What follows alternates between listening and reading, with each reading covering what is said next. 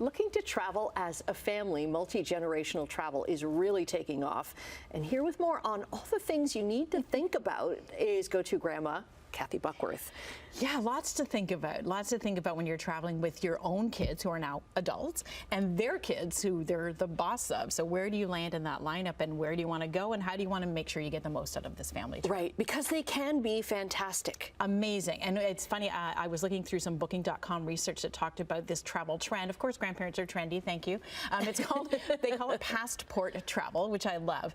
And basically what the trend is that grandparents are taking their families back to places that meant something to them. Some are even using, 60% said they would use AI to recreate a photo and be in the exact same place with their grandkids that they were with their kids. But of course we're going back there to relive old memories, to show our grandkids here, this is where we used to go all the time. And that is actually one of my key tips for a successful trip is if you're planning a multi-generational trip for the first time, go somewhere that you know really well because you know what to expect. Yes. So don't plan your first one like 3 weeks in Europe with the grandkids you've never been there. In countries where you've never been. Exactly. Yeah. So for me, that place is Blue Mountain, actually. So we're skiers, as we've talked about before.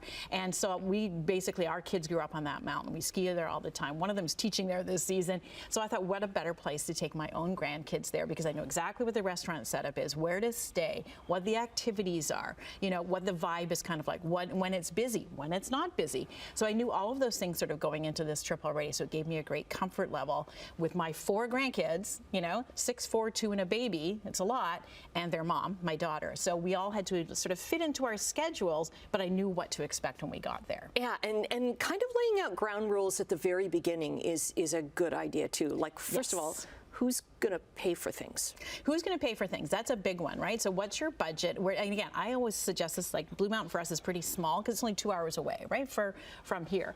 But yeah, so who's going to pay for it? Are you driving together? When you get there, who's paying for the room? How many rooms do you need? Do you split that cost? Going out to eat anywhere is expensive, as we know. So maybe you decide we're going to bring all of our food. Is everybody on board with that? You know, so the expense gets tied in many different ways, as well as where are you willing to spend your money. Mm-hmm. And then, you know, who's going to be looking after who? Great. Like, yes. is there a time when you, as a grandparent, would be expected, or maybe you want to? Maybe. Babysit. Exactly. So you work that out in advance as well too, to say whose schedule comes first. Let's be honest, when you're dealing with young children like a baby or a toddler, their nap schedule is very important. We know this, or no one's having a good time if baby's not having a good time.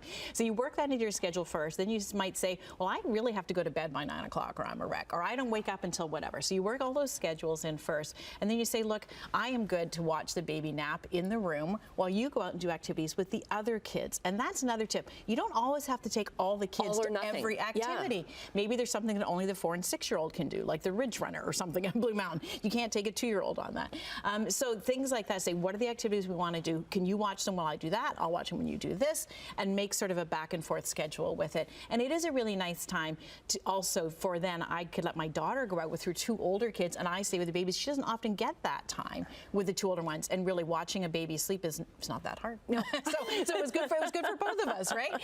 So things like that, you really want to think about those things. But we talked a little bit about nap and sleeps, super important. Who is sleeping where? Yes, because sometimes it's like, hey, I want to sleep with Grandpa and Grandma, or I want to be in their room. Or they're like, we'll just throw the kids on the fold-out couch in the living space. Well, maybe that's the only living space, and the kids go to bed at 7 o'clock. Where are you then? Can you leave? Are you sitting? Are you having to be quiet like the whole time? So you really want to think those things through as well. When we went, I actually had one of the kids in a crib in my room, but just one, and then the 2 boys were on a fold-out. We had extra space, and my daughter had the baby, but we talked about it before. She's like, who do you want to sleep with? Yeah. Which kid is you think most amenable? And she made a suggestion.